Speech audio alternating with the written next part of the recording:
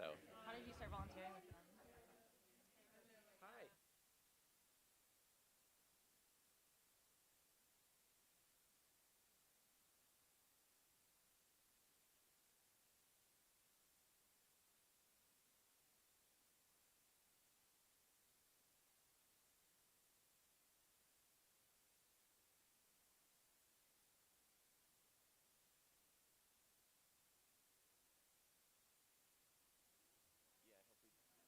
What I'm most nervous about is like the expectation that we have like a magic elixir type of answer to this question, which is impossible.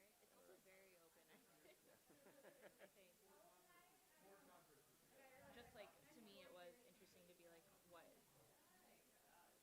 environmental groups is this question asking us to pull in, right? Because there's people doing all kinds of different work, hmm which is, I guess, the good thing. Hey everybody, we're gonna get started. Is my mic on? You have to press it, maybe.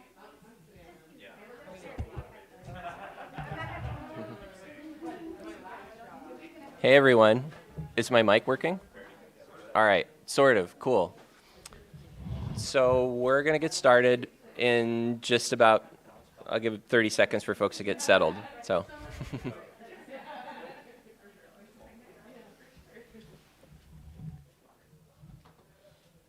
And all right, well, thanks everyone for coming today. This is a nice afternoon turnout. My name is Jesse. I'm the director of the Sierra Club Washington State Chapter. I thought we would kick off this panel just by each introducing ourselves very briefly. And then what we're going to do is kind of each give 10 to 15 minute or so, maybe a little less, just kind of introductions about the work that we're doing and some of the successes and challenges that we've had, trying to answer this question of how to bring traditional environmentalists or environmentalists of any stripe into housing advocacy work. And then after we do that, we'll have a little bit of space we'll ask each other some questions.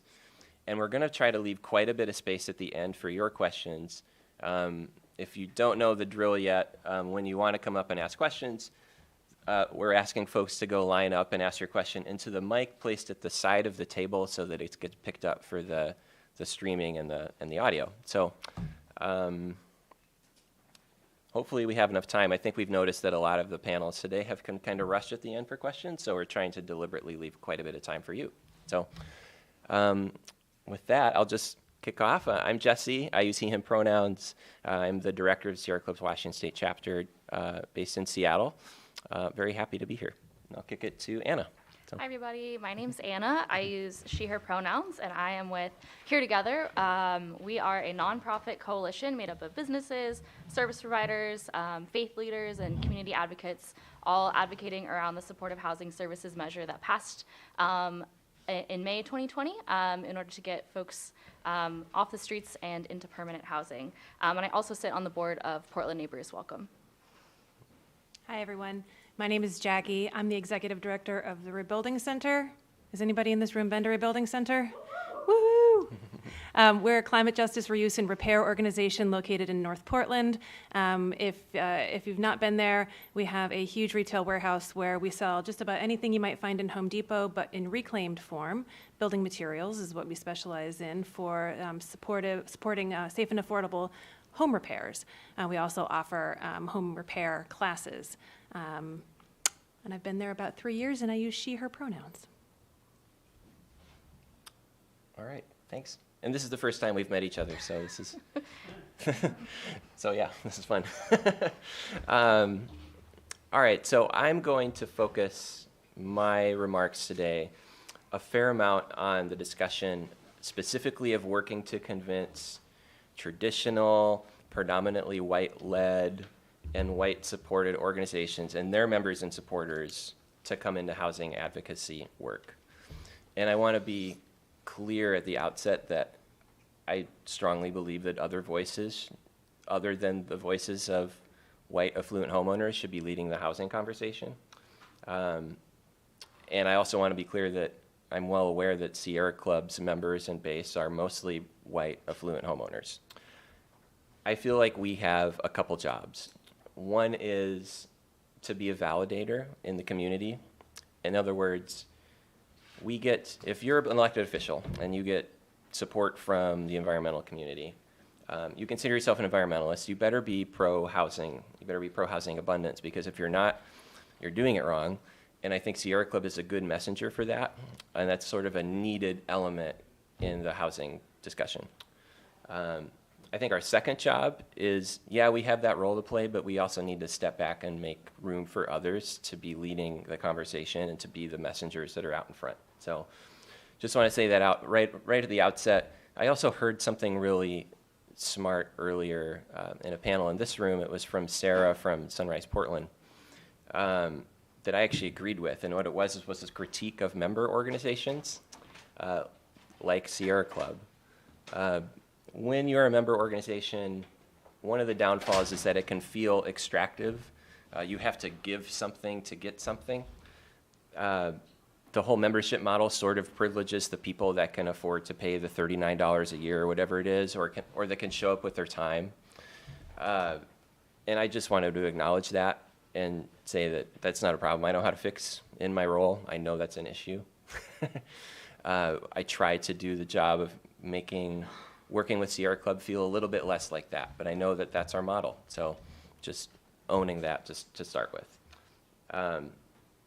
And we have about 30,000 members in the state of Washington, so we're a pretty big organization. We have about twice that many additional folks that we count as supporters, so they've signed a petition or showed up to an event. Somehow we can reach them. So we have a pretty big list of people who are receptive to us, which gives us an opportunity.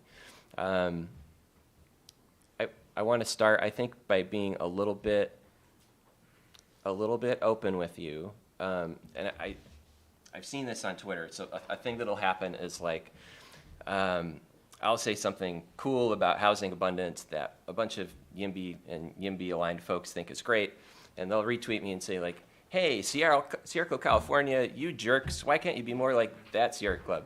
And it's not that I don't find that a little bit, I appreciate that the work in Washington is being noticed, but I kind of want to admit that where I'm coming from in this is that it's not as if Sierra Club Washington is great and Sierra Club other places are terrible on housing, and that's uniformly true and always true, because I think it's a lot more nuanced, and maybe just by starting by giving a couple examples of the things that I'm struggling with in my job might help to illustrate that.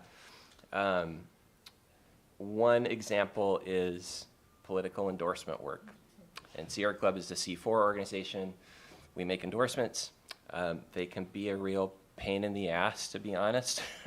And they don't always pay off, I think, bang for the buck. You put a lot of effort into reaching out to 100 candidates, and then you're not able to really support the candidates that you really want to support because you're spread so thin. But that's one area of struggle. And what I'll say is that as the director of the state chapter, working at the statewide level, as I do, it is really hard to influence who's on our local teams that are throughout Washington State making decisions on endorsements.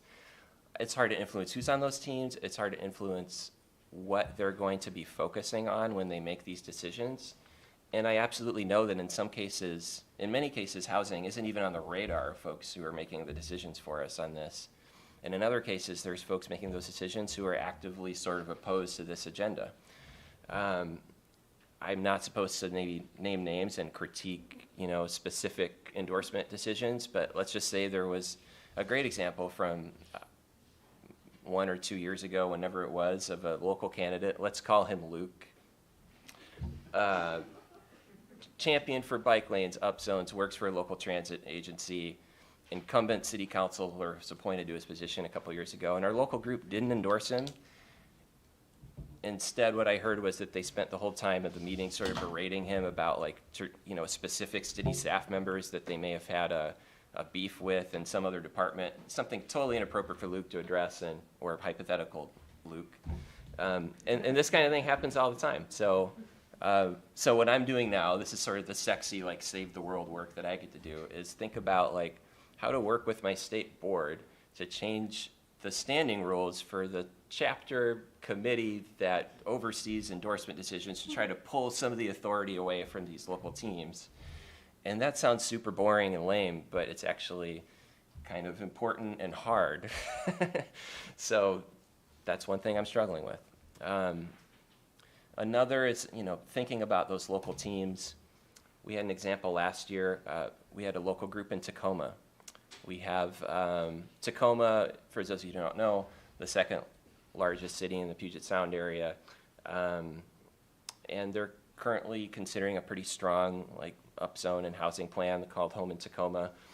And I think it was last August or so that I'm kind of hanging out my Saturday afternoon watching a baseball game or something, and I get a text like, have you seen this Tacoma News Tribune article by Sierra Club? So I was like, oh no, what happened? And Sierra Club leaders in Tacoma wrote an article, an op-ed that was published in the paper of record in Tacoma.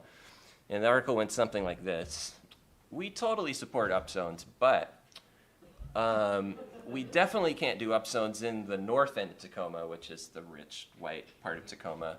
And we definitely can't do upzones until we do fix all the stormwater issues and add more buses and hire more cops.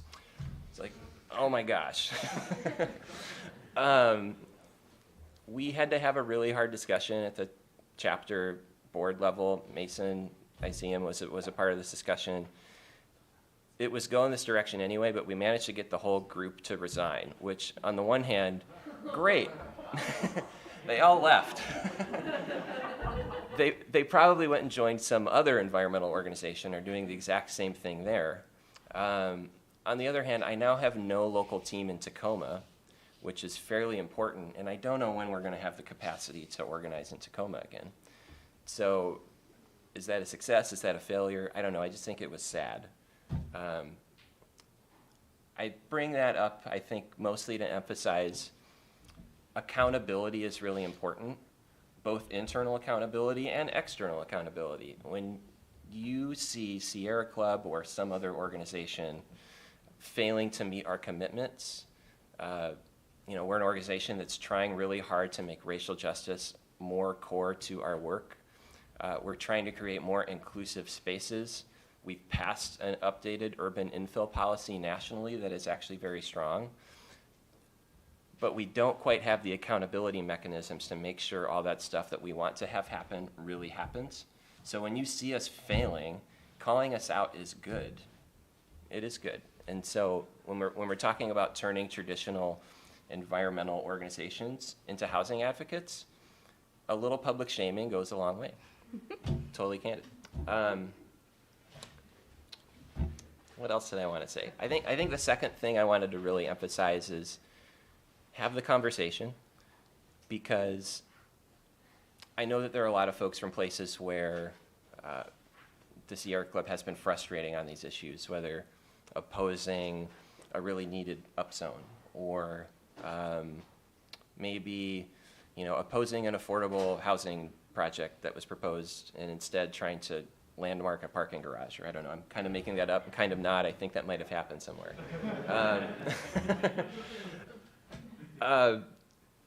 The thing is, though, most environmentalists, and again, I'm talking specifically about white, affluent environmentalists with a bit of privilege, don't necessarily think of environmentalism and housing as the same conversation.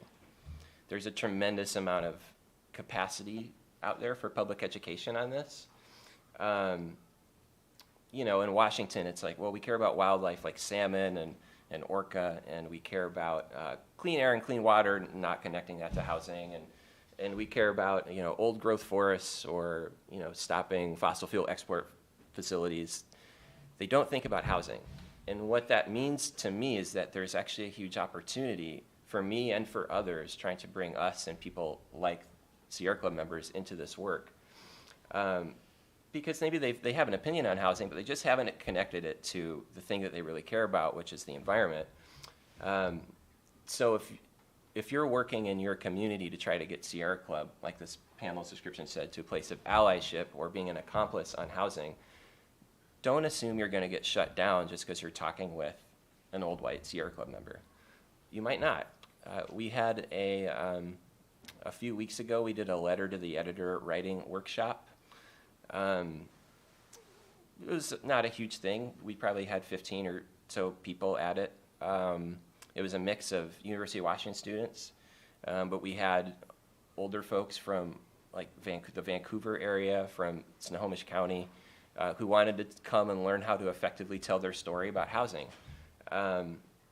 Another anecdote, the missing middle legislation that we were considering in Washington. If you're at the lunchtime panel, you heard Representative Bateman talking about it. We did a couple action alerts, trying to get messages from our list into legislators at key times on that bill. And so I get to see the numbers on that, how well our action alert did, and how many people wrote grumpy emails to our complaint line afterwards. It wasn't that many grumpy emails. It was just a couple. And we got a reasonably average number for one of these action alerts of people actually taking the action that we requested. So, I haven't done a survey. I would love to do some more kind of opinion research on this, but my strong sense is that it's just, there's a lot of minds that are willing to be persuaded among traditional environmental groups and their supporters. Not just Sierra Club, and I know I've talked a lot about Sierra Club. So I think those are my two kind of takeaways. Have the conversation, don't shy away from accountability. And maybe the last thing I'll say is that don't be afraid to be having to say the same thing over and over and over and over and over again in one-on-one conversations and your Twitter feed and blog posts and whatever it is you do in whichever ways you communicate. It sinks in over time.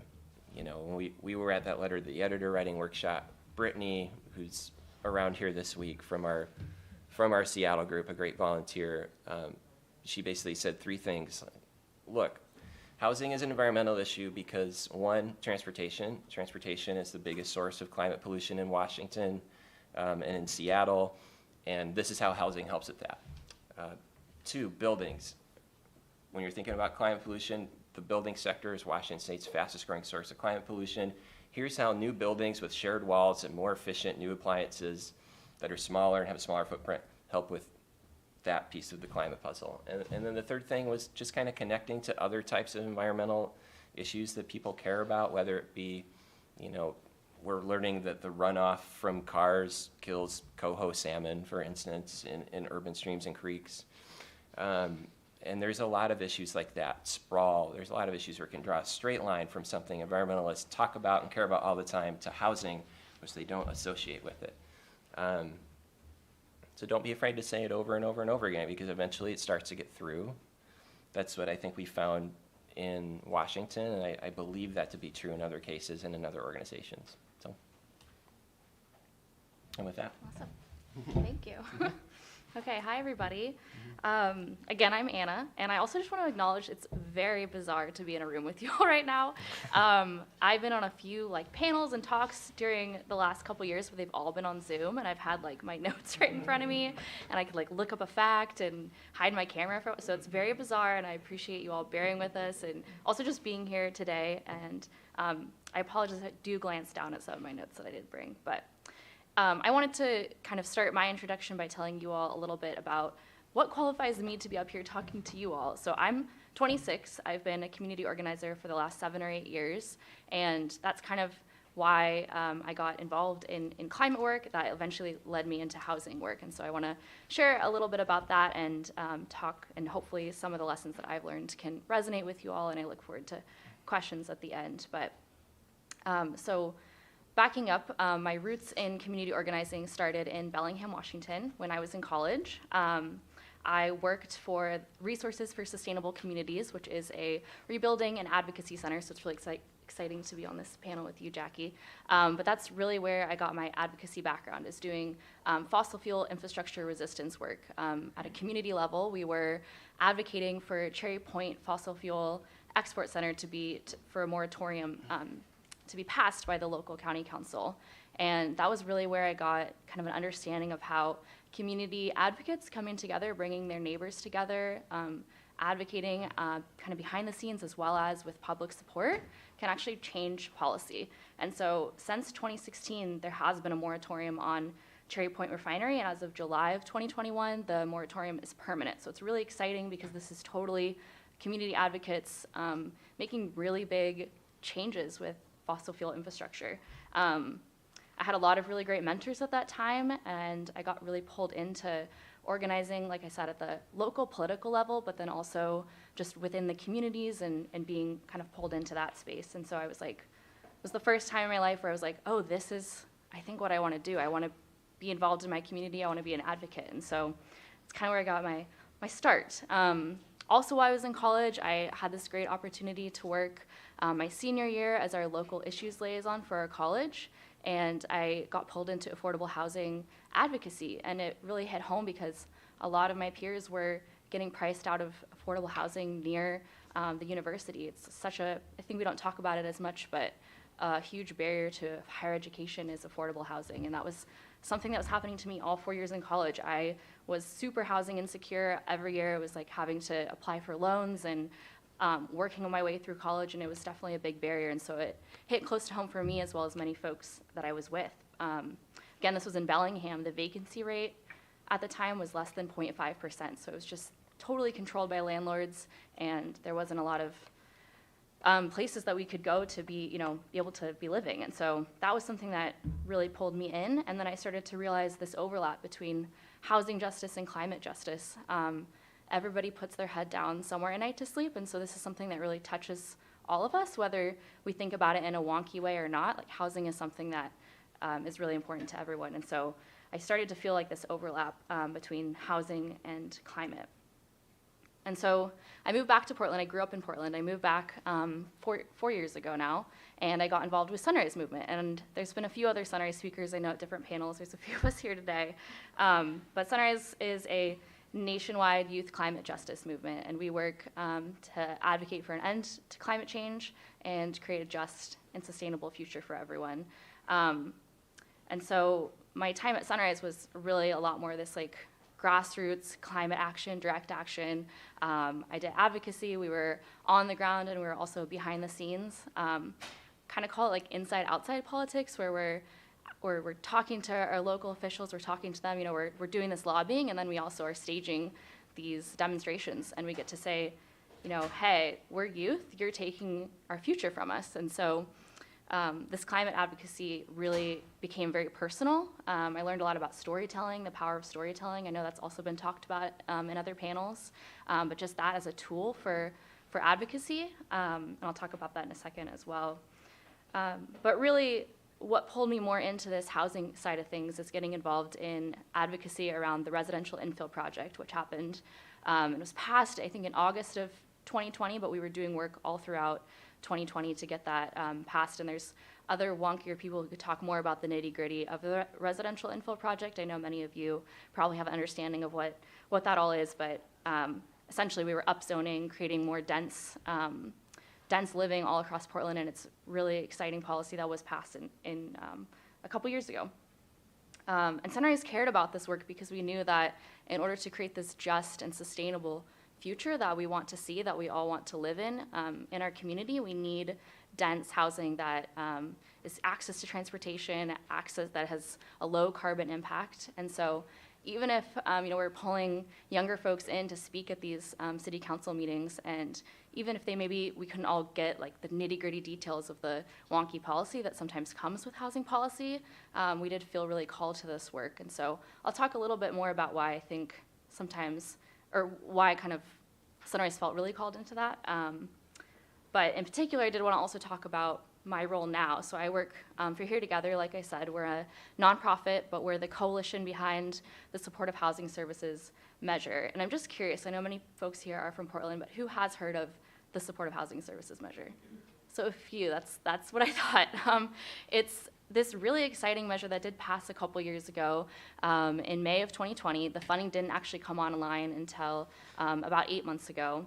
It's actually the biggest measure on homeless services ever passed in the country. It's $2.5 billion over 10 years. So it's this really exciting policy because it's advocating for affordable housing, but it's also all those supportive services that actually get people into long-term affordable permanent housing. Because folks come from all walks of life. Folks who are living unhoused right now, their journey to get into permanent housing is going to look different. And this this crisis we're facing of homelessness in Portland, it's decades in the making, and it does take these big efforts of addiction treatment, it's mental health resources, it's affordable housing, caseworkers, behavioral health, as well as shelter support. So that's what I'm working in now. And I think something I just wanted to talk about is having that experience of working as a climate justice organizer and now more in the housing space. It's really interesting to me because I don't think we talk enough about how these things overlap. But again, in order to create this world that we want to see, we need to be talking about the overlap between housing and climate and recognizing that we're going to be seeing an uptick. If we're not proactive about the problems we're facing, we're just continuing to be reactive.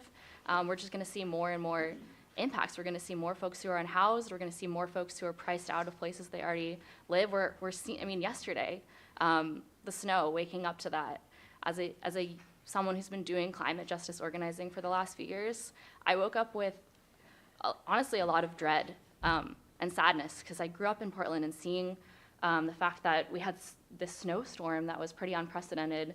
We're going to be seeing more and more of that, and the folks that are going to be most impacted are these frontline communities, like folks who are living unhoused. So anyways, I've talked about a lot of different stuff. I appreciate you all kind of bearing with me. I did kind of wanted to talk about, the folks I'm with on the panel here can talk a little bit more about, pulling in maybe folks who are more traditional environmentalists, folks maybe like that old guard environmentalism. I think something I can speak to a little bit is how can we be pulling in folks who maybe don't feel called into the housing movement because they're facing like some of this, like these frontline communities I'm talking about, communities of color, folks who are living with low income, folks who are unhoused, like they maybe don't have time to be thinking about housing wonkiness in the way that maybe we have been talking about today. And so how can we bridge this gap, I guess, that sometimes comes up with housing justice and climate justice when we all know that there's an overlap. And I think the real kind of thing that, the theme we can all pull from is partnerships. And that always, we always come back to partnerships and organizing, but how is that done in the right way? Like partnerships is something that I've seen in so many organizing spaces. It can feel like a barrier of, oh, we need that group to kind of speak on our issue, et cetera. And it's the easy answer is that it's a hard thing, is that we have to just be building relationships. We have to be meeting people where they're at. We have to be showing up for folks in the movements that they're in, and that does take time. And as we know in like climate spaces, feels very pressure. We don't feel like we have a lot of time to be doing this work, but it's critical to be building those partnerships and making sure that we're meeting folks where they are. So I've talked about a lot of different things. I appreciate you all bearing with me, and I'd like to get more into it as we have questions and hear from you all. Thanks, Anna. Okay, so I'm going to tell you all a story. There's both of my co-panelists here are sort of operating in the policy and advocacy space, as are a lot of the folks who are presenting here. Rebuilding Center is not a policy or advocacy organization. We're a climate justice reuse and repair organization who does a lot of work on the ground every day. And the story I'm going to tell you is, it's actually, we're at the tail end of one story and the very beginning of another. So we're really at this very interesting, kind of a critical juncture in the organization's history. So I'll start by telling you a little bit about the history. So the Rebuilding Center has been around for 25 years now. It started off as a community-based organization focused on making the best use of all of the materials and resources that we currently have in communities to support community resilience more broadly over time. By the time I arrived at Rebuilding Center 3 years ago to start my current role, it was an organization that was primarily focused on keeping material out of the landfills. We specialize in building materials, anything that you could use to build or outfit a house. And at that time, we were keeping about 3 million pounds of material out of the landfill every year. It's a lot of stuff, right, keeping out of the landfill. And we also had a whole slew of classes to teach people how to work with that stuff. Carpentry classes, plumbing classes, electrical classes, all really great stuff. But when I arrived at Rebuilding Center, the context of the entire city had changed around the organization over the last 20-odd years that it had been around. Our immediate neighborhood in North Portland on North Mississippi had been extremely gentrified, like one of the most gentrified neighborhoods in a very gentrified city. And the people that we used to serve through our store were no longer living close to us. They had all been displaced, not all, a lot of them had been displaced out east, and our revenues were falling. We're a social enterprise organization that really depended on those revenues. And when I got hired, the board basically said, we need to figure out what the next 25 years looks like. This is not working. Also, we don't have enough impact. Keeping stuff out of the landfill is not enough of an impact for the community. Especially if you consider that the stuff that we're keeping out of the landfill, which is a lot of times what would end up being construction and demolition debris, is not being incinerated. It's not leaching toxins into the groundwater. It's not creating pollution. It's actually some of the best stuff you could put in a landfill. So is keeping it out of the landfill enough of a really powerful mission mandate for the organization going forward? And is there more that we could be doing? So the big question that we started off with was, who are we doing this work for? And it was a question that the organization really reckoned with, because we had a lot of constituencies that benefited from our store and our classes, but nobody in the last decade or so had really made a decision about who are we trying to impact with this work? Who are we doing this work for?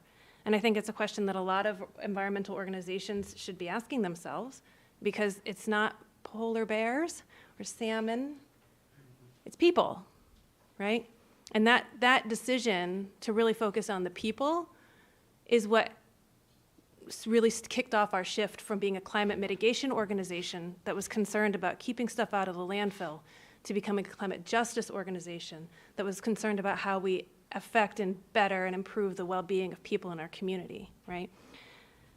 So, and as a reuse organization, it was really important for us to also think about who should benefit from a reuse economy, especially if we see reuse as something that is disruptive to capitalism and a building block toward a sharing economy. It's not just a means of carbon sequestration, right? It's not just a means of curbing production and consumption. It's also a really powerful means of building community and creating sharing as a central value of community. So we started a year-long conversation in the midst of COVID, which was actually a really terrible and wonderful thing that happened, and I think a lot of organizations experienced this. It was a moment of total crisis, which really made everybody stop and ask, what are we doing here? So a year-long conversation that started off with 3 key assumptions. One, that Black, Indigenous, and communities of color are the most impacted by the effects of climate change. It's fairly well established. I think most people in this room, it's not a thing that we debate. 2, that the traditional white-dominant environmental sector continues to disproportionately exclude these very communities from building power and accessing the services and investments designed to serve them and to tackle these crises. And 3, that environmental movements would not have succeeded without the contributions of Black, Indigenous, and people of color over time. So considering all those 3 assumptions, we made the intentional decision to center Black, Indigenous, and other communities of color in our work, not only because of that history, but because those are the populations that are most at risk of displacement here in Portland and in most cities across the country. And we did receive some backlash from people who, are, Rebuilding Center regulars who are saying, oh, you're just jumping on the bandwagon. Equity, equity, equity. And I think that does happen for a lot of nonprofits, right? They say the words, and they're not exactly backing it up with a whole lot of action. But for us, and this is the story that I'll tell you, it's really affecting, it's transforming how we operate. So how did we come to housing as our means of impact? We sell affordable, reclaimed building materials, right?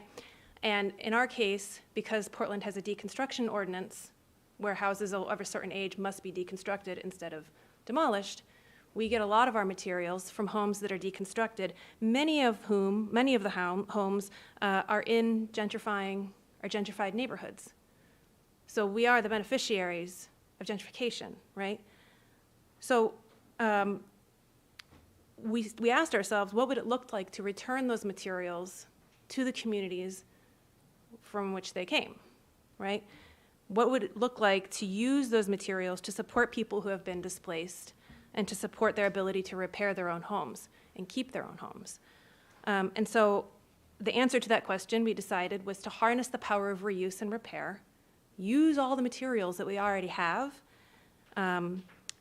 and use them to support affordable home retention and home retention for low-income homeowners. And when I say affordable home retention, I don't just mean for the individual homeowner who's doing home repairs with our support. I mean affordable housing retention writ large, because every time a homeowner with low income loses their home because they can't afford to do repairs and they get cited by the city for a code violation, or it literally becomes so unsafe that they cannot any longer live there, and that house goes on the market, it is absolutely removed from affordable housing stock, right? So you are helping people stay in their homes, and you are literally retaining affordable housing stock. And as you all know, housing retention is climate work. I would also say that there's a lot of focus on, when we talk about the intersection of climate work and housing work, a lot of people talk about policy and advocacy. There's also a lot of focus on electrification and energy retrofits, and all of that is really important. But what I learned when I started talking to organizations that serve low-income homeowners with critical home repair needs is that it doesn't matter if you have an electric versus a gas appliance, and it doesn't matter if your windows are weatherized, if your roof is leaking and you have mold in your house, or your front door won't stay shut, or your gutters are failing, or the stairs are broken. If you literally can't stay in your house because it's unsafe, what I hear from other organizations who are starting to try and do this work is we come in and we try to do the windows, and suddenly the wall is falling down. Or we come in and we try to replace the water heater, but the whole house needs to be replumbed, right? So you can't just focus on the energy, you have to focus on the home, you have to focus on the people in the home, and what do they need? And so what does this look like? And these are sort of the points that I would share as any organization that has an environmental focus that's looking to move into housing work, that the first thing you need to do is have a lot of conversations with organizations in your community that are already serving low-income homeowners. Ideally, you would do community engagement work with the homeowners themselves. For us, we didn't have a budget for that. Anybody who knows about nonprofit finance knows how unlikely it is to get a big gift to do any sort of community engagement or to hire the staff to do that work. So in the absence of a budget for real community engagement work, I went on this months-long listening tour with organizations in the community who work with low-income homeowners and who do critical home repairs, and said, what are your clients' biggest challenges? In the effort to try and figure out where we could provide an intervention that would help keep the homeowners from getting to where they needed the services of these critical home repair organizations. What can we do at the early stages of repair needs so that the leaky toilet doesn't turn into the whole floor repair? How can we step in with our materials and our skills? Environmental organizations don't have to do this on their own, right? You've heard the co-presenters here talk about partnerships. Partnerships are key to this work. There are way too many nonprofits everywhere. And one of the reasons that happens is because somebody gets an idea and they say, oh, we're going to do this thing now. And they don't go out and check with community and find out what other people are doing, what other organizations are doing, especially the frontline communities that have their own organizational work going on. So what we have committed to is that we want to move into this home retention work, but we are doing it in partnership with other organizations that are already serving low-income homeowners. So we're going to take our materials and make them useful through these other organizations. Centering people with the greatest barriers in your planning, figuring out what are the barriers that they have, and considering the strengths of your organization and how you can help them overcome those barriers. So for us, specifically what that looks like is we reorganized, how are we helping home retention, right? We reorganized our entire store. For those of you who have been to the Rebuilding Center, and not within the last 6 months, if you go there now, it looks a lot different. We have basically stopped taking broken materials. We used to have this idea, the Rebuilding Center used to almost function like a transfer station, right? The idea was everything can find a home. We're going to take it all, and eventually it'll find a home. And what that resulted in was 50 toilets and 80 sinks and stuff just piled all over the place and covered in dirt, right?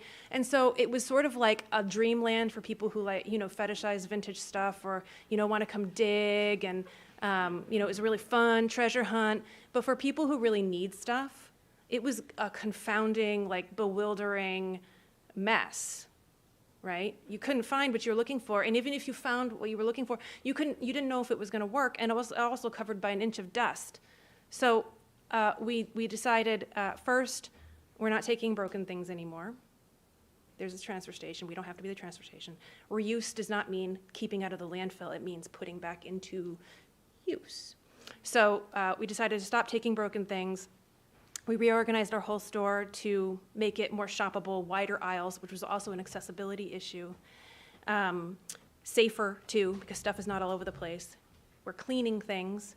So what this means is that if you need something, you come into our store, which, by the way, another aspect that I haven't mentioned is that everything in there is really cheap. So it's not like a salvage, it's not like these salvage places where you go and you look at a newel post and it's like $500, right? A newel post at our place would be $25. So it's really affordable. So, but people couldn't see what they were looking for. So you come in now, it's better organized, we clean things, it's still very affordably priced. And we've started to seek new materials from developers and materials manufacturers and distributors, because another thing that we learned in this listening tour is that a lot of the materials that we had in the past and still have are older and they're not code compliant. So that you can't actually put them into a home, especially if the person is facing a code violation, and expect them to be successful in their repair. So we're looking for newer materials. As a pilot of this work, we got some funding from the EPA, and we're partnering with the City of Portland. They have a program to help support people with code violations that they can't do the repairs to amend. And the city is providing planning and fee waivers and that kind of thing, and Rebuilding Center is providing the materials for free to help the people do the work. Eventually, we just got a pot of funding for this, and I'm very excited. I'm going to be hiring a new staff person to help build this out. But we're launching a whole new program area of home retention, where we'll be giving away home repair materials, giving away home repair classes, offering free delivery for people who are transit challenged, because even if you can come buy a new oven for $100 from us, and you can't get it home, it's not really helpful. So free delivery. We are launching an open shop program in August, where we have available tools in our workshop that people can come use. That's usually a membership benefit for our supporters, but it'll be free for people who are income qualified. And eventually we want to launch a tool library. So these are all the things that we're trying to do with resources that we already have. Right? And I think that there's a lot that environmental organizations can do with resources that they already have to support housing and home ownership. And I think the last thing I'll say is that it is going to take some work to bring your stakeholders along. At Rebuilding Center, we did a 7-week campaign, email campaign. Each week we sent a little bit more information, another sort of point of information about why our work is relevant for housing, why housing is relevant for climate work. And we definitely received some pushback. My favorite was this line from a woman who wrote, and she said, "Sometimes a gal just wants to buy a door and not have it be a political statement."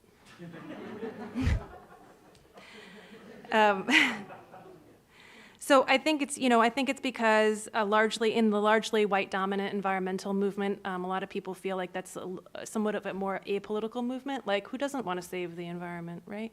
But as soon as you get into like housing and racial equity work, it's like, oh, I don't know if I want to be a part of that. It's kind of controversial, right? So especially if you have like a long-standing, more established organization with a lot of constituency that doesn't feel like your work is overly political, it's gonna take some work and some messaging to help them understand the connections there. I'll stop there. Thank you.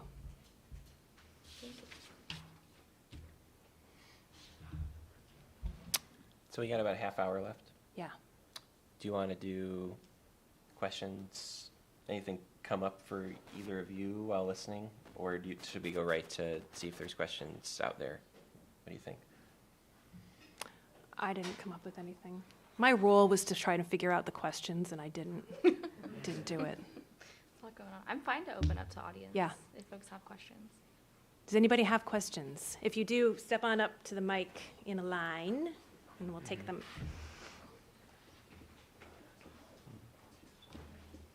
I'm Mike. I'm from Aura in Austin. The older environmental generation passed rules protecting trees in Austin.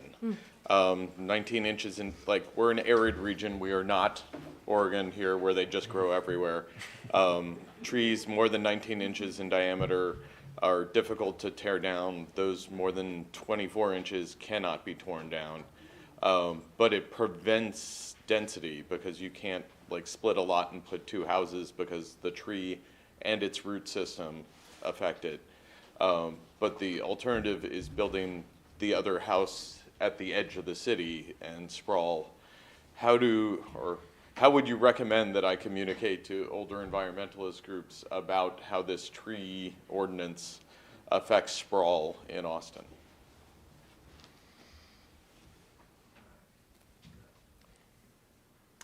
I have one thing to say, which is that this sounds to me, so we also have like some pretty severe tree things here. So even though they do grow like crazy, it is really hard to cut one down. I'm not from here. I've only been here 3 years, so I can't speak to that context specifically. But what I will say is that it sounds like there's some overlap between the trees and historic preservation, right? And I know that there's this longstanding tension in historic preservation work between preservation and progress, and having to have that conversation with communities about where's the line where preservation impedes progress and progressive movements. So maybe it could be helpful to look to that literature and like see how that argument has been dealt with in terms of historic preservation and how housing advocates have overcome some historic preservation mandates. I've kind of two thoughts. I mean, one, I just think the tree issue is really challenging. I don't have a great answer to it, to be honest. And of course, I run into Sierra Club members who love their trees and don't understand, what do you mean? You're not working on trees? And the urban tree canopy, urban tree canopy is really important. It's important for climate mitigation. It's important for health issues. And there is no reason that housing and trees should be played against each other in the way that they are. Speaking to the choir, but I think if we're going to develop our urban tree canopy more, we need to be taking that space away from cars and pavement. It's not a housing thing. But I think it's a hard issue because what you're doing essentially is taking this tangible thing that everybody has in their front yard and they say, this is what the environment is to me tangibly in my life that I can go touch. It's right there. It's a tree. It's beautiful. And I think the most challenging issues we work on are the ones where sort of competing values are played against each other. Trees is one example, but there's tons of wonkier examples. Like in Washington, somewhere down the line that the conversation's going to happen that we need a lot more transmission from renewable energy production in places like Montana and Eastern Washington over to where all the people use electricity in Western Washington. They're going to have to build those transition lines somewhere, and where are they going to go? And boy, Sierra Club's going to be having fun internal discussion whenever that conversation happens. But it's just an example of it's tough. I know that it's not a satisfying answer, but might be the best I have. I bet you if there's others in the audience that have more brilliance than me, I bet. Thanks. Thank you. Come on up. Good question. So. Hello. Hi, my name is Burhan. I'm a city councilor in Cambridge, Massachusetts. One of the things that I often think about is how we end up in negotiations with environmental activists, and how to come up with not just an okay solution, but one that's really positive. So I really care about the environment, something I think a lot about. And for example, right now in Cambridge, we're talking about net zero requirements for new construction in general, which is something I'm very supportive of. But sometimes the goals of the activists is all construction should be net zero starting tomorrow, and that is really hard for me because that essentially to me is a moratorium because we just don't have the technology there, and there's it just makes everything so expensive. but and like, you know, in that specific legislation we'll figure out something meaningful, but I have a hard time having that conversation where it doesn't feel like, hey, there's this guy who's like somewhat with us, but like we're gonna have to compromise and negotiate down, rather than like, let's get on the same side and try to do as much as possible that's reasonable. And I was thinking, like, you know, to members of like your organizations or people you encounter who are more skeptical of like had the housing, or it doesn't come as naturally to them, that intuition about how they're linked, like what values or things you think you can appeal to kind of like bring everyone along. Yeah. It's a great question. Because I think kind of what I'm hearing you talk about a little bit is messaging, which is something I think I've been thinking about a lot lately. It's like, how do we communicate with each other, like from a campaign perspective, and also it sounds like, you know, when you're speaking with constituents, how do you communicate that you know, maybe understand where they're coming from, but maybe folks don't always have like the same level of like policy understanding or like the way processes work. And it's interesting when I hear your question, I like understand that frustration of like someone who's, you know, I've been in meetings where I, as a youth climate justice activist, go sit in with a legislator and they kind of turn it down. They say it can't be done. And I think something that I think there's different ways that a legislator or a representative can approach that conversation. I think acknowledging like meeting folks where they are and really acknowledging the actual like logistics of what people are bringing is really important, and not brushing it aside and using like this like high level policy talk and just kind of using talking points. Like really meeting with folks, and if you do, you know, really care about the issues that they're bringing, like how can you pull them into the process and into the conversation so they can have a better understanding of why processes work that way, and seeing if there's maybe things that both groups hadn't thought about how we can, you know, I mean, I think there's not really a way around compromise from what it sounds like when there is a process, but how can we, you know, we all be bold, I guess, in kind of like what we're trying to accomplish. Cool. Thank you. And just to the tree person before, in Cambridge, this doesn't solve the problem, but one thing we do is like if you cut down a tree, you have to replace it. And oftentimes if you do multiples, that makes the conversation a lot easier. Like we're going to cut down this one tree for housing development, but in exchange you have to plant 5 more. And planting trees is not that expensive, so at least that's something that we were able to do, and it makes some of those conversations a little easier. Thank you. Hey everybody, I'm Tina. I'm from Greenville, South Carolina. And my question is, you mentioned public shaming. How do we do that appropriately and in a way that's not going to jeopardize, in particular, like affordable housing development that's ongoing and needs neighborhood support? Yeah. Could you clarify that last part of your question, like how to not jeopardize? I didn't quite. Yeah, I mean, honestly, it's like if you've reached maybe it's not quite the density you were hoping for, but has been compromise and affordability has been maintained at like the percentage that you're looking for, but you know, it should be dense. Like it's not what it should be, right? And it's these compromises that happen along the way. I mean, it seems like public shaming is one of the tactics, but how do you do that without like totally kind of putting things at jeopardy for not going through, or burning bridges with neighborhood organizations that you need in the long run, you know, that kind of thing. I mean, I personally And they're think, environmentalists normally. yeah, I mean, I think it's a context-specific answer. You know, there's going to be times when sort of a, you know, a public thank you, but a private, hey, this could have been better, is appropriate. I mean, there's times when you really blast somebody, and there's times when you're more gentle about it, and you know, it all depends on that kind of relationship. I don't think there's a one-size-fits-all, like, you know, public shaming Twitter toolkit that you like always use. I think it's like, I think it's really issue specific, and someone, Mayor McGinn, in fact, I think said this to me at some point, and probably to you too, but there's sort of like 4 kinds of accountability, and like one is, you know, when you thank your friends for doing something great, and then one is when you thank people that maybe you don't usually consider a friend for doing something, and another is when you blast the people that you usually don't get along with, but the hardest thing is when you blast the people that are your friends. And so kind of all those things require, I think, slightly different approaches. Yeah. So, yeah. I also, Wow, I just totally blanked on what I was going to say. Oh my gosh. That's okay. Maybe that comes I had We can talk later if you yeah, think no, I about it. haven't. Oh, I guess. Oh, sorry, I got it.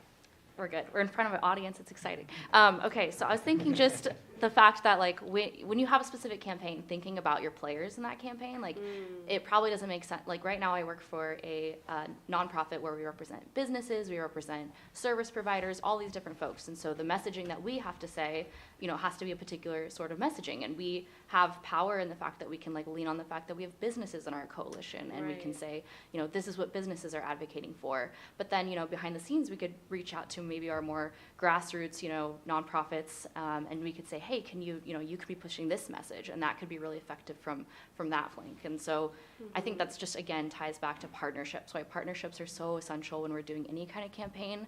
These big things are not going to get accomplished when it's just one nonprofit going up against whoever it is. So. Yeah, that's a good point. Thank you. Thanks. Hi, I'm Aaron. I'm from Kirkland, Washington, and my question is a little specific to Oregon and Washington. How do you go about talking with people about the urban growth boundary and how there are some people who are 100% in agreement that we need to not build a bunch of stuff outside the urban growth boundary, but seem to want to also block things inside the urban growth boundary?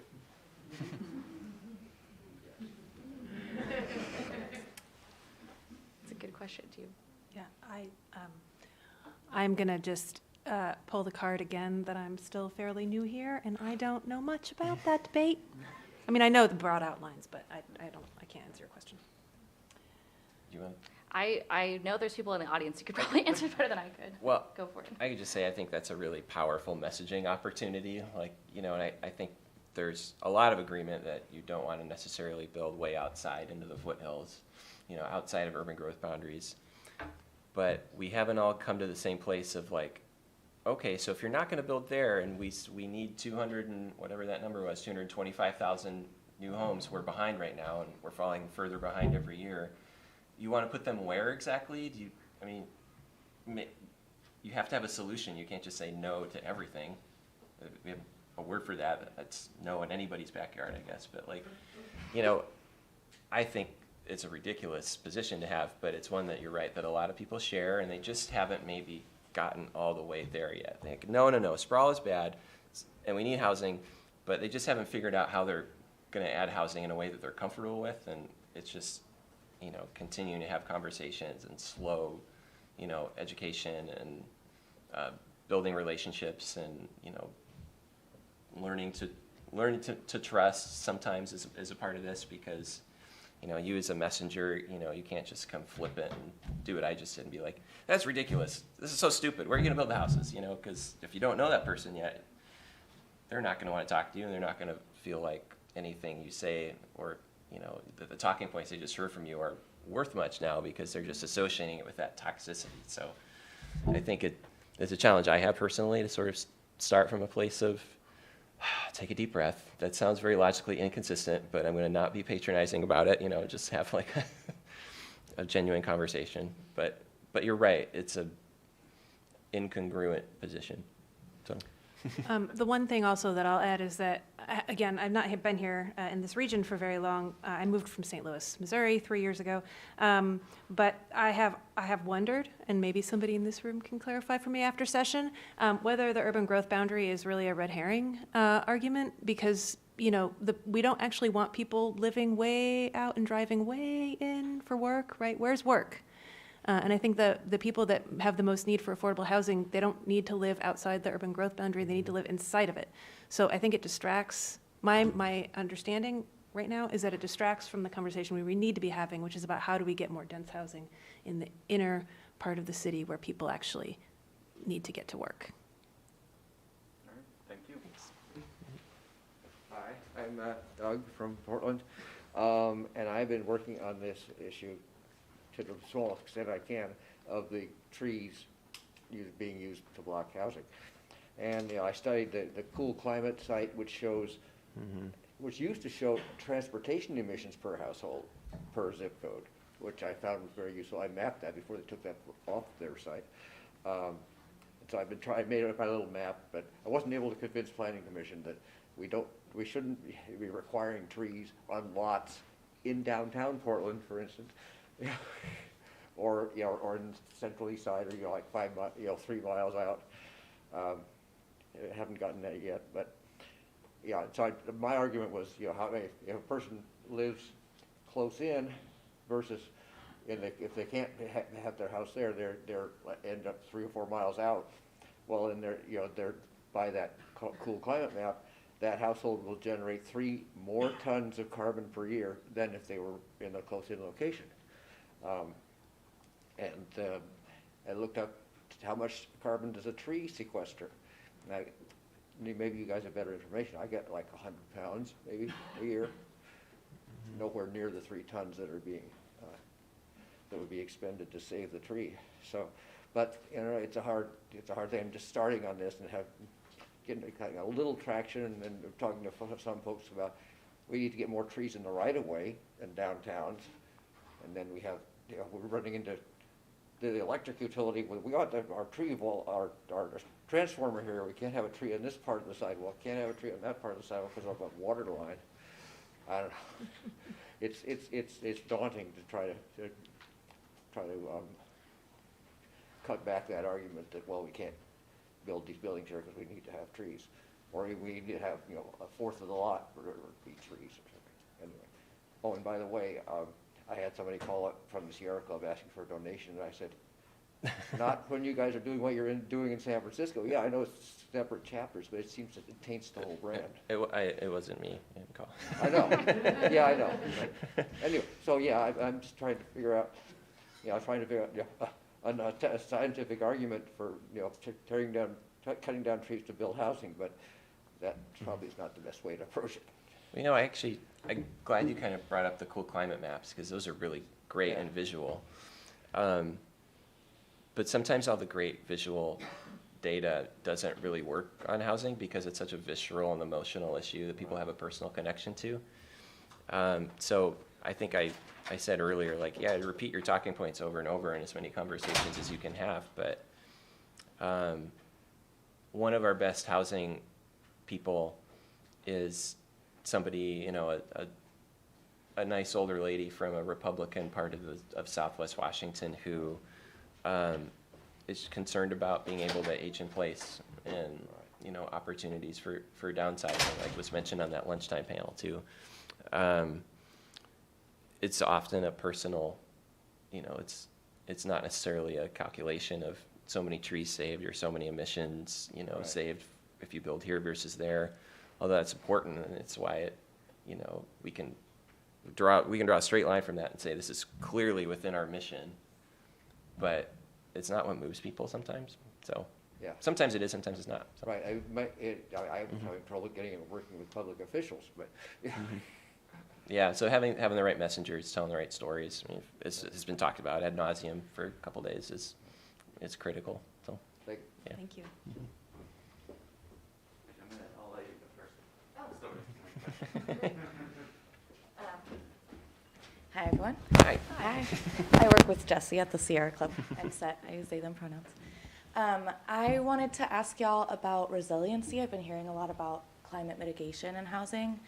And I think, you know, there's a big connection with resiliency, too, that I hear less about. So I just wanted to bring that in. I'll jump at that. I think that if your question is about the connection between affordable housing and resiliency, yeah, I mean, I think in a lot of conversations, resiliency is related to, you know, climate catastrophes and big weather events and people's ability to withstand that. Rebuilding Center actually has community resilience in our mission statement because we regard it much more broadly in terms of just general resiliency, economic resilience, climate resilience, right? And I think that housing in particular, if people don't have housing security, their ability to withstand any sort of climate event or really any sort of bump in the road is greatly diminished. So we really believe that housing is probably the most important step to personal resilience and community resilience in the face of any sort of effects of the climate crisis. Yeah, definitely. I'm glad you brought this up. Kind of this idea of reactivity versus proactivity is something I think about all the time, especially having grown up in this city and, being involved in different spaces and now doing advocacy around houselessness and just thinking about how the crisis we're seeing right now is, like I said earlier, decades in the making. We're just going to be seeing more and more of it if we aren't proactive about the way we address housing policy and advocate for our unhoused neighbors. And I think Portland's going to continue to be a place where we're going to be, dealing with this. And also because of the way, with climate change, we're going to be seeing more and more folks moving to this area just because of the climate and the temperament. And so that's just something I think about a lot. And if we can be pushing, I think really where we get roadblocks is when we think about like our elected officials and how they're oftentimes, they're working on like a 1 or 2 year or maybe a 4-year timeline because that's when they could get reelected. And so it's not long term, it's very short term. It's either about what can they accomplish during, their time in office. If we continue to work on that model, we are not going to be able to, we are going to be seeing more and more impacts of this. And so one other thing I've been thinking about that I just wanted to throw in here is, like from a climate perspective, I think everyone in this room understands that we currently operate on a growth-based economy. Housing is also on a growth-based economy, but we know we can't survive the climate crisis on a growth-based economy. It's gonna not work. And so that's just something I don't have an answer to, but I've been thinking about a lot of when we think about housing also and growth and growth and growth, and we know that with climate, we can't always be operating on this extractive growth-based model. How do we kind of reconcile that? And I don't have an answer, and I would love to continue thinking about that with you all. No, that's good. Thanks for the question, Seth. I totally agree. We've talked about this, and thousands of people live outside, and you can't call yourself a sustainable city if thousands of people are living outside exposed to record heat waves and freak April snowstorms. It's just not, that's not acceptable. And we have to, we all want to stop climate change, but climate change is happening. The world is warming. It will be really hard to meet those 2030 deadlines that we say we're supposed to meet to avoid the worst impacts. And we have to learn how to we have to learn how to survive in a warming world, and housing is maybe the most important part of that. So. Hey, I'm Peyton. I'm the Smart Growth Chair for just for the DC chapter for the Sierra Club, and have been for about 10 years, life member of the club as well. One of the things that I found was very useful in terms of my work with within the committee was to pivot from criticizing projects to improving plans, especially in a progressive jurisdiction like DC. A lot of the plans that are there are fundamentally very good. It's just the implementation and some of the details on it. However, there's a problem with ongoing volunteer engagement in that it's very easy to get people to, because humans are loss averse, as we know from sort of NIMBY versus YIMBY conversations, it's a lot easier to get people to say no to something than to say yes and to get them to continue to show up. So how are ways that you've, all of you work with volunteers, how are ways that you've kept them involved? It's a great question. I would say one thing is that you should talk with Robert before you leave the conference, because Robert's our Seattle group chair, and they'll be working on some comp plan, making plans better stuff very soon. I don't know, does anybody have any? Are you talking specifically about volunteers who are like doing some movement organizing work for the chapter, or? They could be, yes. Okay. My thought is going to right now, I think the really neat thing about organizing is that you get to be creative. And I think that just the world that we live in and the way that we're raised, we don't always allow ourselves to be creative and think about, like, again, I keep talking about it, but this world that we want to build. And so I think practicing, like, envisioning that, like really sitting down and maybe like taking away some of the barriers that we tend to put up in our minds around what could be possible, and just like allowing ourselves to think about that. I've been into some really been to some really great workshops where we can sit and think about this world that we want to see, and then we can kind of work backwards from there. Because if we're kind of starting from that place of like, here's all these roadblocks, like it can be really overwhelming. Like you said, it's a lot easier to say no to certain things than envision, but I think sometimes that's because we just don't practice creativity a lot, especially in like policy spaces. So maybe there's ways you can try and incorporate that in. Especially in DC. I would also add, now again, Rebuilding Center is a, brick and mortar. We have a thing. We have a place where people can go. But one of the aspects of that's been really enriching of our work and has given us a lot of valuable perspective, and also some really amazing staff occasionally, is that we accept community service volunteers. We get a lot of them. From the court system. And the feedback that we get is that they really enjoy volunteering with us, because a lot of organizations, if you are a community service volunteer, you're very limited in what you're allowed to do. They sort of treat you like a community service volunteer, right? And we really provide those volunteers the same experience everybody else has with our organization. And we've gotten some really great feedback. A lot of these folks come from the communities that we're trying to serve.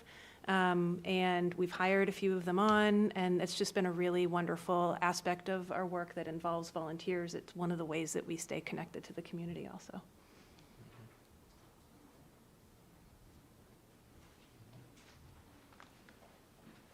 Hi, I'm Zach Subin. I'm a volunteer, very active in the Bay Area YIMBY movement, and also an environmentalist professionally and academic training. And it took me a while to kind of figure out, like, I could spend a couple of minutes sort of like going on a rant about, a litany of examples of sort of like terrible behavior of some of the local chapters of established environmental groups in our area. And it's interesting to see how people in the YIMBY movement kind of react to that in one of two ways. Sometimes people are, trying to figure out how they can kind of change the organizations from within, sort of like find the good pieces and build on that, do coalition building. Other people are just like frustrated and, do the call outs on Twitter, sometimes in the form of an op-ed, which is a little bit more durable. I don't know, I guess you already kind of addressed this with sort of the value of both those things. So there's not a question there. So I think maybe one common thread that I see in a lot of politically like what we end up going against that I want to ask about is sort of the pitfall of symbolic politics that you particularly tend to see maybe in progressive cities where you have a lot of constituencies that are really comfortable with the status quo, but they find a slogan like, I'm running a fossil-free campaign, I support the Green New Deal, or I support housing as a human right. So you can see it in both the housing and the climate side. But then when it comes to like, okay, can we build housing? Can we build a homeless shelter? Can we take this street in the middle of a park and make it available to bikes and pedestrians instead of cars? Are you in support of that? And that's sort of like where the rubber meets the road. So do you have any suggestions on like how to kind of like break through that kind of like veneer of symbolic politics that can kind of protect a lot of existing constituencies from really wrestling with these issues? We have 1 minute. The only thing I'll say, which I've heard echoed in a lot of other panels and at the lunch keynote also, is relationships, right? So if